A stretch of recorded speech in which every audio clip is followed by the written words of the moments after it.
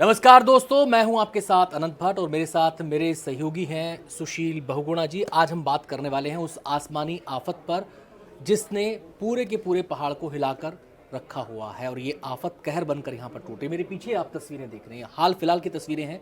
अभी स्क्रीन पर जो हम आपको दिखाएंगे ये हाल फिलहाल की तस्वीरें हैं। किस कदर तबाही बाढ़ बारिश ने यहाँ पर मचाई है, किस तरीके से पहाड़ दरके हैं, कैसे लैंडस्लाइड हुआ है, क्या सड़कें, क्या पुल और क्या आबादी वाली कॉलोनियाँ, वहाँ पर सबके सब इन पर असर पड़ा है। लेकिन ऐसा हो क्यों रहा है, बड़ा सवाल आपके दिमाग में ये आएगा। तो इसी सवाल का जवाब जानने की हम कोशिश करेंगे, उन पहलुओं को टटोलेंगे, उनके बारे में जानेंगे कि आखिर ये स्थिति क्यों उत्पन्न हो रही है। खासकर से जो केदारनाथ वाली त्रासदी थी उसके बाद से ऐसा लगता है कि एक पैटर्न सा बन गया है, हर साल हम ऐसी ही विभीषिका झेलने को मजबूर हैं। सीधे मैं सुशील का रुख करना चाहूँगा। सुशील, ये पहाड़ दरक क्यों रहे हैं, ये पहाड़ पर ये तबाही क्यों दिख रही है? देखिए, पहाड़ एक तो प्रकृति पहाड़ की इस तरह की होती है कि कोई भूकंप आए या भारी बारिश हो तो चीज़ें जो हैं वो टूटती हैं, लेकिन एक नेचुरल प्रोसेस होता है जो हमेशा होता है, जिसको हम नहीं रोक सकते। एक होता है जो मैन मेड होता है, जिसमें कि हम बहुत बड़ी भूमिका निभाते हैं। तो फिलहाल जितनी भी तरह की विभीषिका हम देख रहे हैं, जितनी भी तरह का नुकसान हम देख रहे हैं, इसके पीछे एक बहुत बड़ी वजह है आदमी के द्वारा किया गया निर्माण, बड़ा निर्माण। जी। जब भी बारिश आती है हर साल जुलाई अगस्त में, हम इस तरह की तस्वीरें देखते हैं जिनमें अचानक ये समझ में आता है कि बारिश आई और बारिश अपने साथ एक पूरे इलाके में कई मकानों को लेकर निकल गई।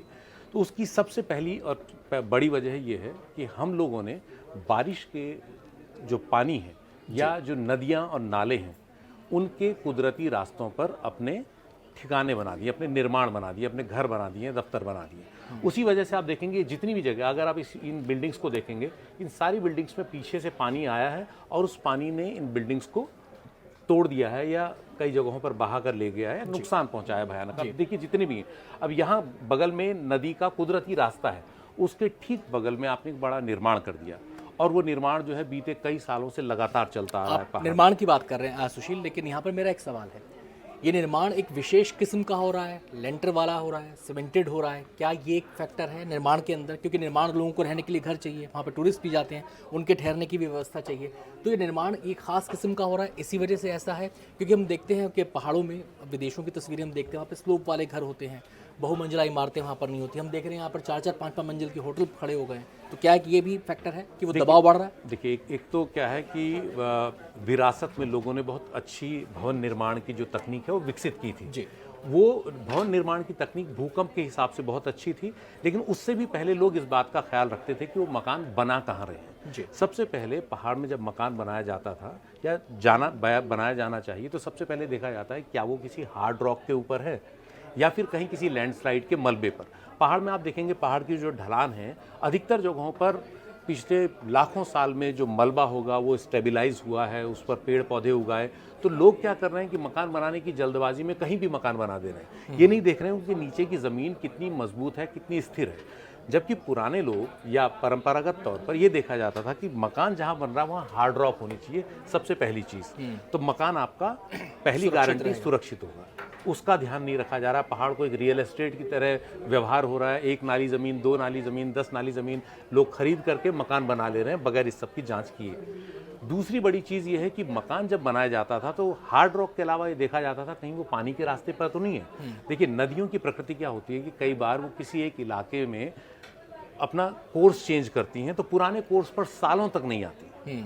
और किसी एक बार कोई अचानक एक्सट्रीम इवेंट हो गया, बहुत ज़्यादा बारिश हो गई, तो नदी ने रास्ता चेंज किया, वो उस रास्ते पर आ गई जहाँ पिछले 50 साल से वो नहीं बह रही थी या पिछले 20 साल से नहीं बह रही थी, और हम ये मानकर वहाँ पर मकान बना के बैठ गए थे कि यह तो सुरक्षित जगह है। लेकिन देखेंगे आप, अधिकतर जगहों पर ऐसा है कि एक तो हमने नदियों के रास्ते पर मकान बना दिए, दूसरा कई जगह ये सोच के बना दी कि नदी यहाँ कभी आएगी नहीं। लेकिन नदी की प्रकृति होती है कि वो हमेशा अपने रास्ते पर वापस लौटती है और कुदरती जो प्रक्रियाएं हैं वो उसे लौटने का, उसका रास्ता तय करती हैं। तो हमारी बड़ी गड़बड़ी, अगर आप यहाँ भी देखेंगे, पानी यहाँ क्यों आया? आपने ढाल में मकान बनाया बगैर ये देखे कि पानी का कुदरती ढाल कहाँ है। जी। तो 2 चीज़ें जिनका बहुत ज़्यादा ध्यान रखा जाता है वो ये है कि हार्ड रॉक हो, दूसरा पानी के रास्ते पर ना हो। तीसरी जो आपने एक बात कही कि पहले कैसे मकान बनते थे और अब कैसे, आप देखेंगे अधिकतर मकान यहाँ पर लेंटर के मकान हैं और ईंट सीमेंट से बनाए हुए मकान हैं। बारिश से ज़्यादा ये मकान भूकंप के लिहाज से बहुत ज़्यादा खतरनाक है, क्योंकि बहुत रिजिड होते हैं। जब भी भूकंप, हमको मालूम है कि ये जोन 4 का इलाका है, जोन 5 का इलाका है, इसके नीचे ज़मीन के नीचे बहुत ज़्यादा कांस्टेंट जो है एक तरह की हलचल होती है। वो हलचल भूकंपों की शक्ल में सामने आती है जब भी एनर्जी रिलीज होती है। और हमने तो स्कूल की किताबों में पढ़ा था अपने स्कूल टाइम में जापान के बारे में कि जापान भी बहुत ज़्यादा भूकंप का संवेदनशील इलाका है, और वहाँ पर जो मकान बनाए जाते हैं ऐसे बनाए जाते हैं कि बड़े से बड़ा भूकंप आए तो नुकसान कम हो, जानी नुकसान कम हो। बिल्कुल। तो यहाँ भी जो है जो परंपरागत मकान बनते थे वो बनते थे लकड़ी के और पत्थर के, इस तरह के होते थे कि उनका जॉइंट इस तरह का हो कि अगर कोई भूकंप आए तो मकान झूल जाए लेकिन गिरे नहीं, टूटे नहीं, उनमें इलास्टिसिटी हो। तो उस तरह के मकान भूकंप में बचते हैं। लेकिन जो रिजिड मकान बनते हैं, जो हम सीमेंट के और पत्थर के या उसको ईंट के बनाते हैं और लेंटर बनाते हैं उसमें, तो वो क्रैक हो जाता है, वो टूटता है। तो भूकंप में हमेशा वो टूटता है। तो वो एक दूसरा इशू है जिस पर हम कभी और बात करेंगे। लेकिन अभी जो सबसे बड़ा इशू ये है कि हमने बहुत ज़्यादा निर्माण कर दिया है पहाड़ी ढलानों पर। पहाड़ी ढलानों पर पहले निर्माण नहीं होना चाहिए। एक और चीज़ आप देखेंगे कि जब भी इस तरह की कोई बड़ी आपदा होती है, उस आपदा में आसपास आपको कोई ना कोई सड़क ज़रूर नज़र आएगी। कोई भूस्खलन हो रहा होगा, या तो ऊपर से हो रहा होगा या सड़क के नीचे हो रहा होगा। उसकी दो वजह हैं। एक तो जब हम सड़क बनाते हैं, सड़क बहुत ज़रूरी चीज़ है पहाड़ में दूर दराज इलाकों को जोड़ने के लिए। एक तो सड़क चौड़ी इतनी ना हो कि आप बेतहाशा बनाएं। दूसरी बड़ी चीज़ कि सड़क आप बनाएं, लेकिन सड़क बनाने के बाद उसको स्टेबिलाइज करें। यानी सड़क आपने बनाई, उसके नीचे जो पुश्ता है वो आपने कितना मजबूत बनाया है ना, कि वो आगे न दरके।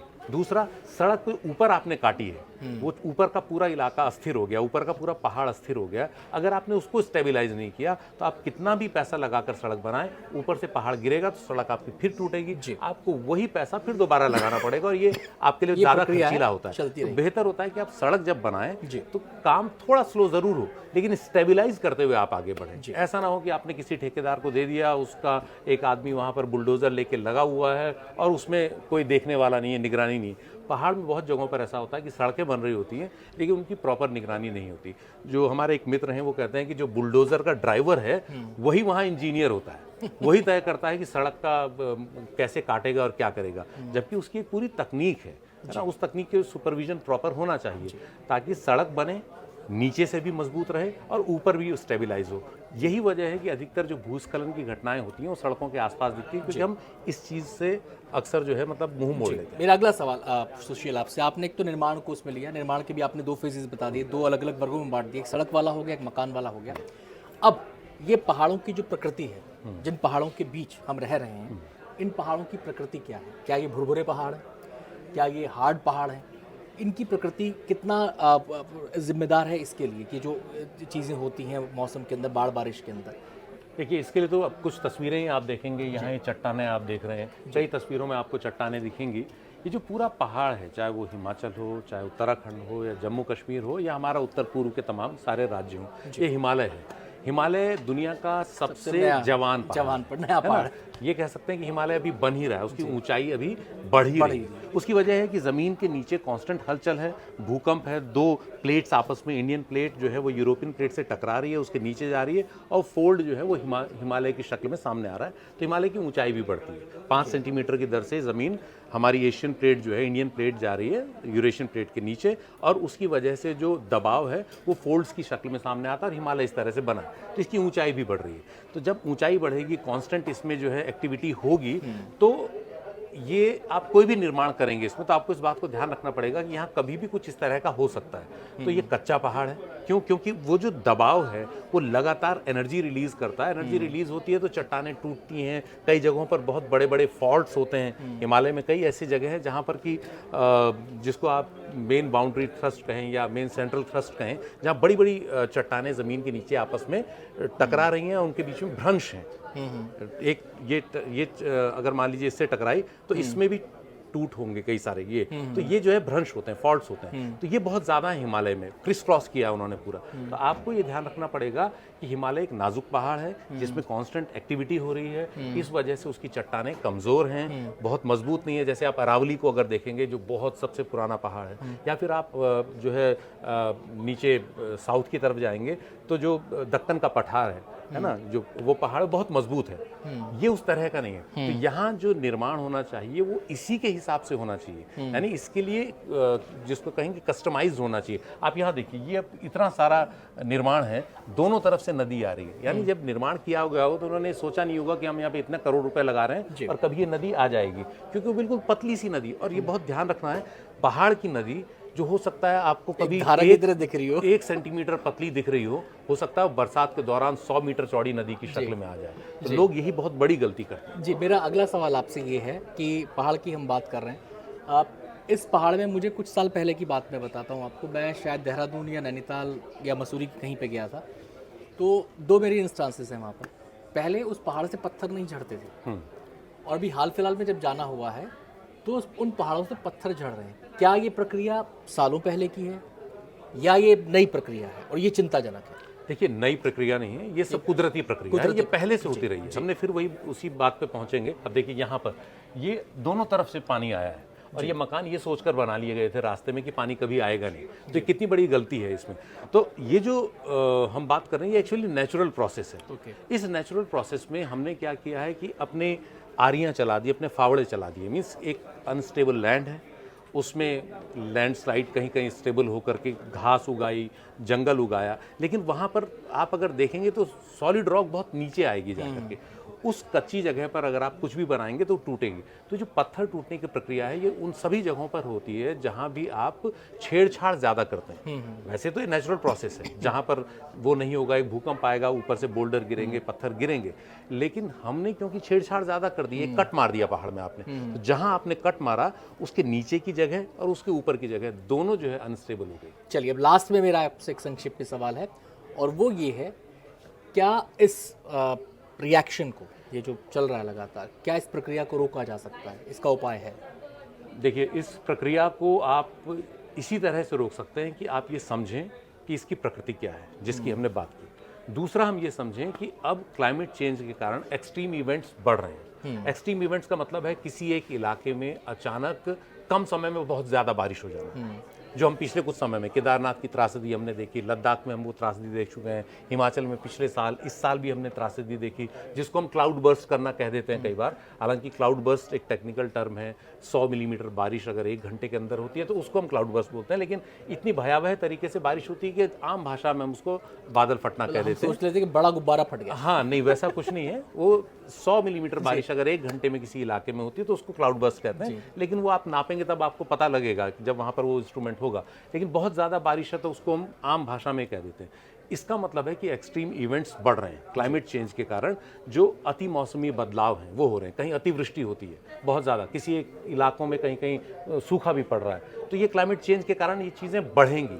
जब ये बढ़ेंगी तब हमको और सतर्क होना चाहिए कि हम इन जगहों के साथ वही व्यवहार करें जो उनकी प्रकृति के हिसाब से होना चाहिए, और ये निर्माण बिल्कुल उस प्रकृति के हिसाब से नहीं है। और आप देखिए कि कितना नुकसान किसी भी आदमी का हुआ होगा, पानी के रास्ते पर उसने मकान बनाए हैं। और यही नहीं, बैंक भी हमने एक देखा, वो बैंक मिट्टी के अंदर पूरा का पूरा पहली मंजिल चली गई। क्यों? वो बैंक भी इसी तरह से बनाया गया। तो कई बार जल्दबाजी जो होती है ना, बगैर सोचे समझे कोई जगह चुन लेना कि हम यहाँ बनाएंगे क्योंकि ये खाली दिख रही है, हमको पता नहीं होता है जगह नदी की है और नदी रिक्लेम करेगी, और नदी हमेशा रिक्लेम करती है, चाहे 10 साल बाद करे चाहे 50 साल बाद। इसलिए नदी के रास्ते पे कोई निर्माण नहीं होना चाहिए। इनफैक्ट नदी से 100-100 मीटर दूर तक नहीं होना चाहिए। लेकिन दिल्ली से लेकर हम देश के तमाम राज्यों की राजधानियां, चाहे पर्वतीय हो चाहे मैदानी हो, देखते हैं कि नदियों के रास्तों पर निर्माण हुए हैं। यहाँ तक कि हमारे उत्तराखंड की विधानसभा नदी के रास्ते पर बनी हुई है। और बात क्या करेंगे, दिल्ली का जो सचिवालय है वो भी आपने यमुना के थाले में बनाया है, आपने खेलगांव यमुना के थाले में बनाया। तो जब तक हम इन चीज़ों को लेकर संवेदनशील नहीं होंगे